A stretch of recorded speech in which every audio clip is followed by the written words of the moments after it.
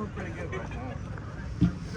Good to have Bruce's cart on hand. Well, I think that was mine, but any cart would have done right now. A skateboard would have been great, but they gave me a golf cart. What did you have done? I had a knee replacement done last Wednesday. How tough has that been? Left. How tough has that been? First 3 days after surgery was pretty tough. Right now it's coming around. It's a matter of PT and coming around, so it's getting a lot better. Prognosis for the season? I'll be fine. Day to day? I'll be fine.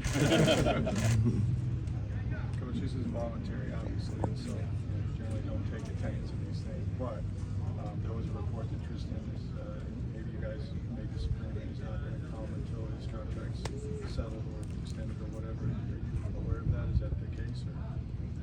I'm aware that it's voluntary, and me and Tristan had a conversation, plenty of conversation. He's still working out. He's been here all off season, so I'm comfortable with that.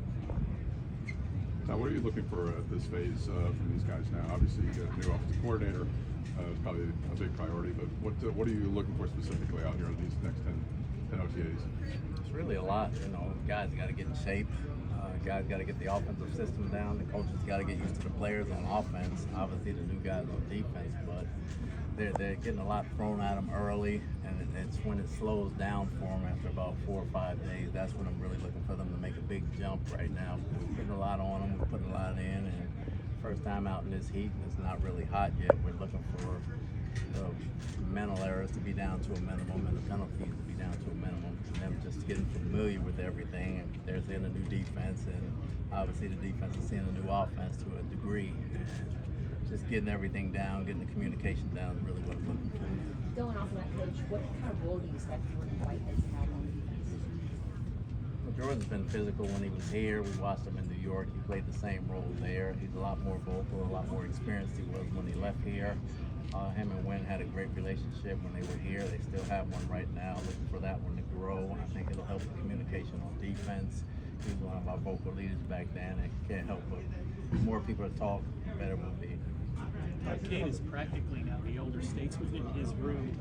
What's the most significant stride he's made in the 2 years he's been here? Durability. You know, his durability has been outstanding. We called on him a lot as a rookie. It's hard to believe he's only a second, third-year guy coming up, and his durability has been outstanding. He's had different coordinators this year, so his ability to adapt and learn.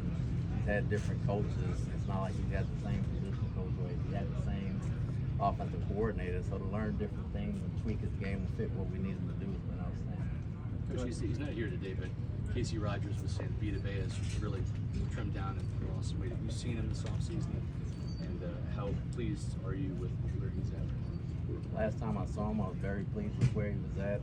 Like him to continue what he's doing. I think he's having a great offseason with what he's doing right now. We look for him to come back stronger and faster and quicker and help us win. Casey was talking about him wanting to be a more dominant player and really take his game from being very good to dominant. He's got the potential to do that. Is that a message that you're echoing as well, Peter? We've talked about it for a long time. You know, he's finally taking it to heart to where he's really making the strides and the changes needed necessary for him to be that type of player. So we're excited about him coming back, and we can't wait to see him. Coach, last year, Chris Godwin played the majority of snaps outside. And can you talk about the reason for that, what the thinking behind it was, and now Liam Cohen wants to move him back inside, and also the purpose of that? Well, he's an inside guy by nature. He can play outside, and he can make a living inside doing a bunch of things for us, and we plan to let him do a lot of things that he does best. He's coming off the injury last year, so I don't know if he was at full tilt inside or outside, but he looks a lot quicker, a lot lighter, and he's healthier now, and he's eager to learn and get the offense down, so we're just excited to have him out on the field. As Liam is installing his new offense, what have you seen from the progress of that? Precision is the big thing. Everybody being on the same page, understanding it's like a string. All 11 guys, you know, all 11 guys have to be on the same page. All 11 guys got to be have a great understanding of what the defense is doing and what they have to do off of it. So we're building that. We're getting there. This was the first time it was full speed for everybody. There were some plays that were successful. Some plays we like to have back, but you know, it's a process, and it's him getting to know them and them getting to know him. So it's been good so far. Nice to see that Baker's been here like the whole time. Baker's been great. He's hungry. All the guys are. He's just ready to get started. From a defensive play caller's mindset, when you look at Liam Cohen's offense, what are some of the biggest challenges it presents for your defense or for any defense? To give him a game plan, have to stop us.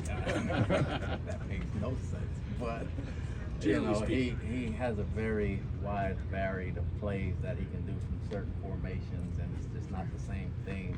The action may look the same, but the play may not be the same, and the tweaks and the adjustment off of it is very difficult and very complex that way, and that's what we got to get down offensively. He had mentioned there's multiple plays that he puts in, and it's going to be Baker to call it at the line when he sees the defense. You kind of like that attack? I mean, most quarterbacks do that. They get about 5 or 6 plays, and they got to pick the right play to call. Baker's been in the offense before. He's a very bright guy, and then Liam has hit it off from the start, so we trust Baker to make the right call. A couple more, please. Left guard. What do you see from OTAs that you like so far? He's strong and he's faster than I thought he was. Shorts and t-shirt, everybody looks good, so to speak, but we like what Breedison brings to the table as well. So it's going to be a tough training camp for that spot. When you look at your secondaries revamped, it could have as many as 3 new starters back there from last year. What are your thoughts on how that is coming together, at least for what you've seen so far? And what's the biggest thing, aside from communication, that these guys are going to have to do to take your secondary play to the next level? Just getting used to each other. I consider one new starter because Zion started 9 games last year, and Jordan's been here before, so we just got him back to plug in. The communication's got to build up. Dean is smarter. Winfield's obviously smarter. Zion's smarter. Those guys and the way they work out together off the field, the way they communicate on the field, look for that to cause more turnovers, but understanding what each other does. Okay, thank you.